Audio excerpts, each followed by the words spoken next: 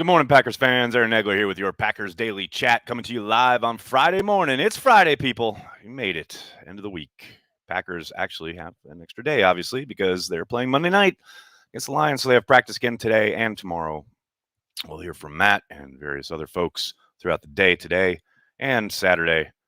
And then get ready for that sweet Sunday off before the Packers take on the Detroit Lions in their home opener at Lambeau Field on Monday night. Can't wait. Good to see everybody in the comments section. I want to address something here real quick. Kenny's in here on Twitter saying it's a clickbait headline because apparently he's not aware that Lucas Patrick is in the concussion protocol. And if he remains in the concussion protocol, the offensive line will have a new lineup.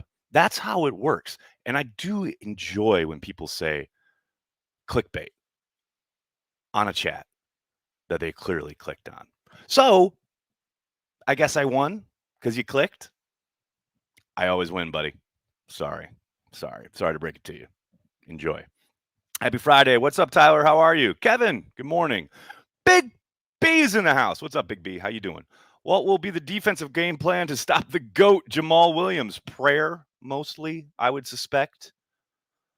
I'm not feeling too great about the Packers' prospects of slowing down the Detroit Lions offense. There, I said it out loud. I need to see something. They need to show me something. Joe Barry needs to come and bring it. I got, very little faith after what we saw in week one. And I understand it's only one game, but it plays into all the tendencies, all the horrific things that you saw at his first two stops in Detroit and Washington. Seems like a continuation. So I think it's going to be a high scoring game. And I do expect the Packers offense to get on track. I think that will definitely happen.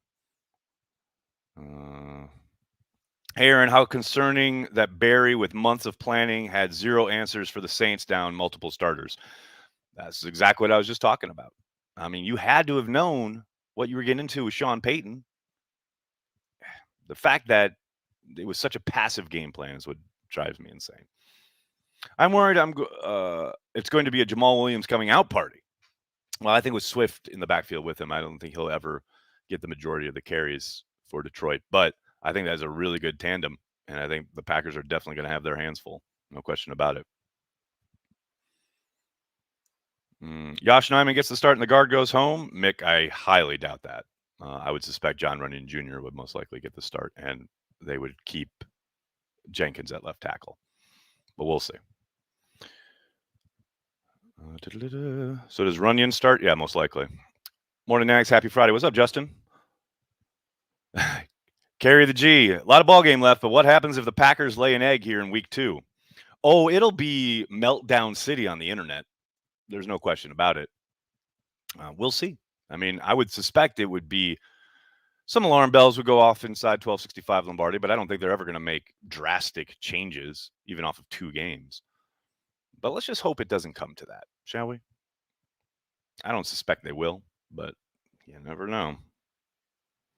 Kenny, zero chance of losing this week. Is this your first time watching the NFL? I expect them to win. They probably will. But to say there's zero chance, son, this is the National Football League. There is always a chance you're going to lose. Why not Turner inside and Kelly at right tackle? It's interesting because I get that impetus to want to kick Billy Turner inside, but I honestly think Runyon's a better option than Turner at guard.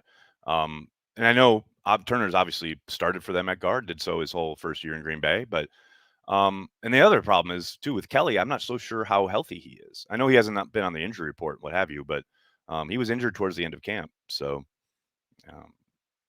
maybe they don't think he's ready. I don't know. But I would suspect they'll put Runyon in at guard. That would be my guess. Do we see a big jump on defense this week? I doubt it.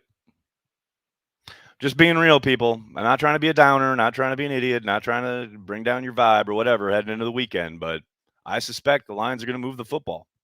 They're going to score points, and it's not going to be, I'm not going to say it's going to be ugly, but I don't expect some miraculous difference. I think they'll be maybe a little better, maybe a little bit more assignment sure, a little bit more confident in what they're doing coming out of the huddle, but I said all offseason, guys, going to be a process on the defensive side of the ball. The expectation, of course, was and is the offense can carry this team for a bit. Obviously, not with the kind of performance they had last Sunday, but that's how this team is constructed currently, and that's what has to happen for them to win football games until the defense gets their act together. I don't think it's going to be any different on Monday night. My first game at Lambeau was 2 years ago. Monday Night Lions. The first lead we had was Crosby's game winner as time ran out. Don't sell the line short. I mean, very different teams, different coach, etc. But yeah, Matt LaFleurs said it. Every game against the Lions has come down to the wire with Matt at coach. They always play us tough, but obviously, again, very new team, different makeup, different head coach. You got to bring it every time, though. No question about it. Has Barry done any press availability this week? Nope. Maybe A-Rob was trying to bring his trade value down to screw with Goody. I know you're probably joking, but just in case you're not, no. How long do you think it'll take to gel on defense? Alex, about half the season. Traditionally, if you talk to any NFL player who's been in a system for a long time and then had a coaching / scheme change, many of them, almost to a man, say it takes about 8 games to be truly comfortable. Now, that doesn't mean they can't have solid performances along the way. Of course they can. But to be really confident in what you're doing and, really kind of gelling with your teammates and the rotations and everything you're being asked to do takes about half a season, if not longer. I know I sound like a broken record here, but said it all off season. It's going to take time on the defensive side of the ball. I didn't expect it to be quite so glaringly bad, but I knew there'd be communication problems. I knew there'd be issues as far as, coming out of the huddle, like where do we line up? What's our assignment? Post snap, what are we doing here? What is my rule if XYZ happens? Say you're a linebacker and here's the stunt and, okay, this guy pulls. Okay, where am I supposed to be?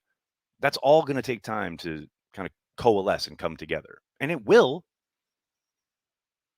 It's just the nature of the beast, though. When you're putting in a new defense, new scheme, of course you want to be flying to the football. You want to be not thinking.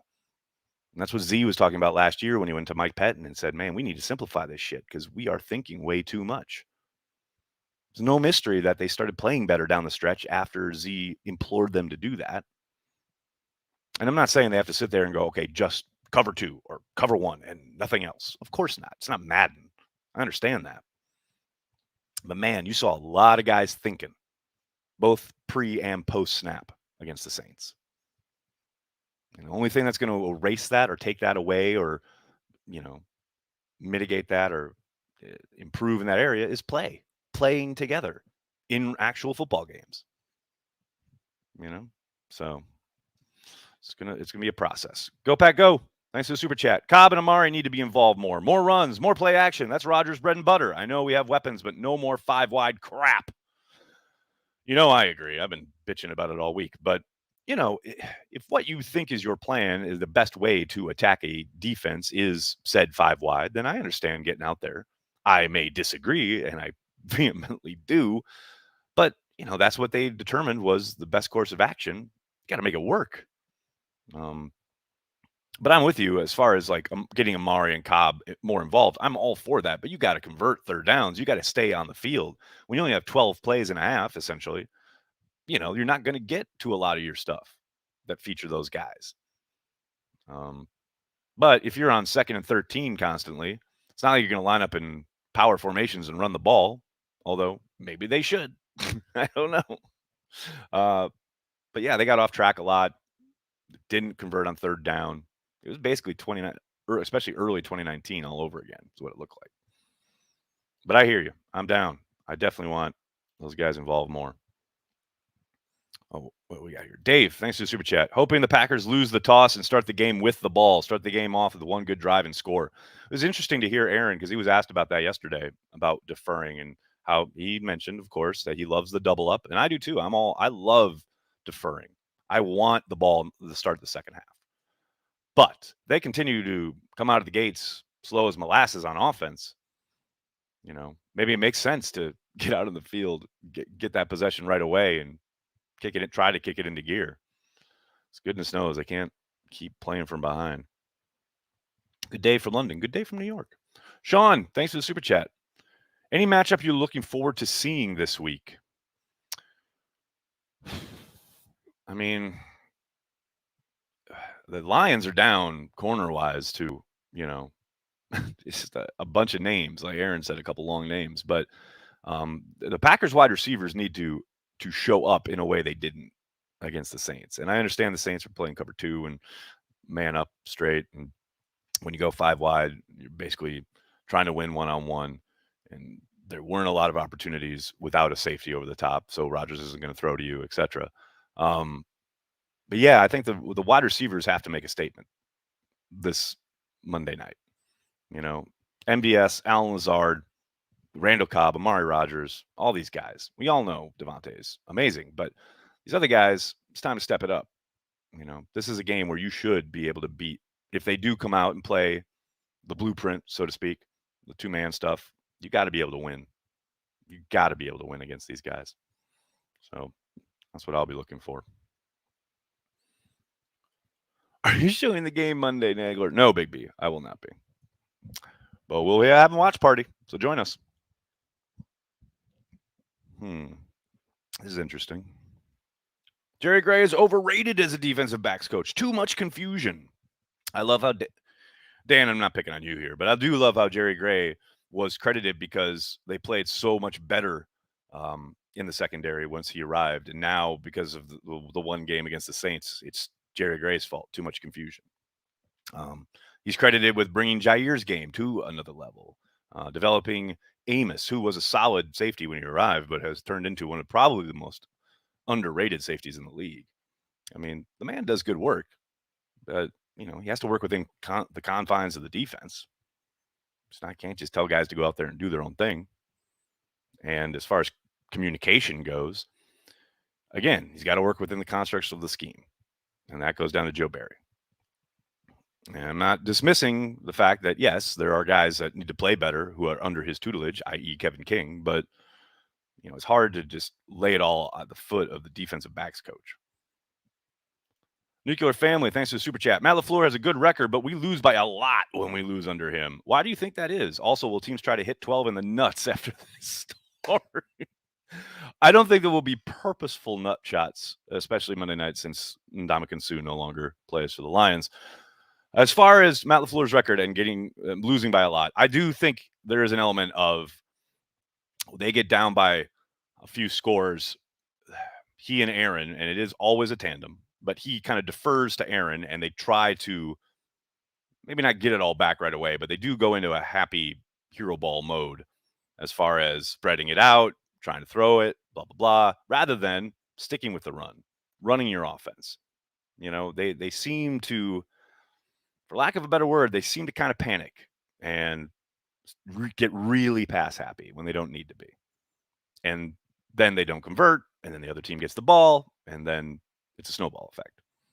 I mean, that's happened quite a few times, whether it was against San Francisco in the NFC Championship game, which, of course, also, it's situational or complementary football. It doesn't help when the defense is giving up 200-plus rushing yards, 400 or 500 or whatever it was. The Chargers game, the defense actually kept them in that game in the first half. Like, I know everyone keeps referencing that game, but if you go back and you watch it, the defense actually got off the field a number of times in the first half and kept it a game. The offense just could never get on track. But yeah, usually when it happens, it's because this offense seems to get outside of itself and try to do something, lean into something that it isn't. That is my 2 cents. Nuclear Family, thanks for the super chat. ESPN stole your watch party idea with the Mannings. Oh, well, we stole it from somebody we saw on YouTube. I mean, that ain't us. People been doing that for 5, 8, 10 years. But I loved it. Are you kidding me? That was baller. I loved listening to them. That was a really good time. David, thanks for the super chat. Should Farve do a better job advocating for Butler? 1,000,000,000%. Open your mouth and say something smart for the first time in a decade. Brett. Yes, he absolutely should. It's kind of ridiculous that he hasn't, actually. I mean, especially given how much Leroy praises him at every opportunity and always talks about what a great teammate and player he was, blah, blah, blah. Man, show some love for Leroy Butler, who should have been in the Hall of Fame like over a decade ago. Yes, Brett should do a whole hell of a lot more for Leroy's candidacy. Daniel, I think this is a fair question. Was McCarthy better at keeping Rodgers settled when trying to come back from behind? Settled. I mean, I think that's a word for interpretation there, right? Early on, probably, but definitely not once he was two-time MVP, Aaron. But yeah, I don't think Mike deferred to Aaron the way that Matt does for obvious reasons, right? But, early in his career, probably. But, Mike McCarthy and Aaron throughout their tenure were in very different spots in their careers, a very different relationship. So I don't think that's too surprising. Aaron, please answer. Bradley, I shall. Could have had Scary Terry, but we added with PED Stern. What's worse than that? Or Beagle over Watt? Is that supposed to mean Kevin King? Bradley, how about you go look at who they picked or who somebody picked right before Jair Alexander or right before Elton Jenkins? Why are fans so fixated on guys they didn't get? I don't give a shit. They're not Green Bay Packers. Bye. I love my team. I love the Green Bay Packers. Would I love Terry McLaurin if he was a Green Bay Packer? Oh, my God, yes. But he's not. So I don't give a shit. I can appreciate his play. He was awesome last night. Or if it comes down to TJ Watt, I don't fucking care. He's a Steeler. Who gives a shit? We want to talk about Tony Mandrich next? Who fucking cares? I love the Packers. This is not rocket science. Fans are so fixated on what didn't happen, what went wrong, where are all the mistakes, blah, blah, blah. Root for your team for once in your life rather than bitch about it on the internet. What else we got? Enjoy your pizza tonight. Robert, I shall. Thank you very much. Jim Leonard did the smart thing not coming to Green Bay. If you did, you need to see the end of Packer transplants, apparently. Madison is harboring a terrorist, according to Corey Bank.